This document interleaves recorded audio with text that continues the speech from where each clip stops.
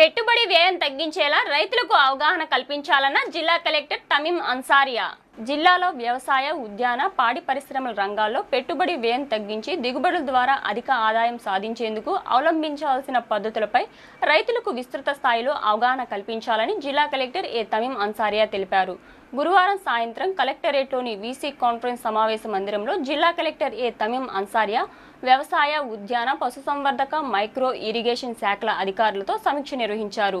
జిల్లాలో వ్యవసాయ, ఉద్యాన పంటల సాగు వివరాలు, దిగుబడి, సాగు ప్రోత్సాహానికి ప్రభుత్వం అమలు చేస్తున్న వివిధ సంక్షేమ పథకాలు, రాయితీల వివరాలను, పంట సాగు వారీగా సాగు పెట్టుబడి, దిగుబడి వివరాలను పవర్ పాయింట్ ప్రెజెంటేషన్ ద్వారా వ్యవసాయ, ఉద్యాన శాఖ అధికారులు జిల్లా కలెక్టర్కు తెలియజేశారు.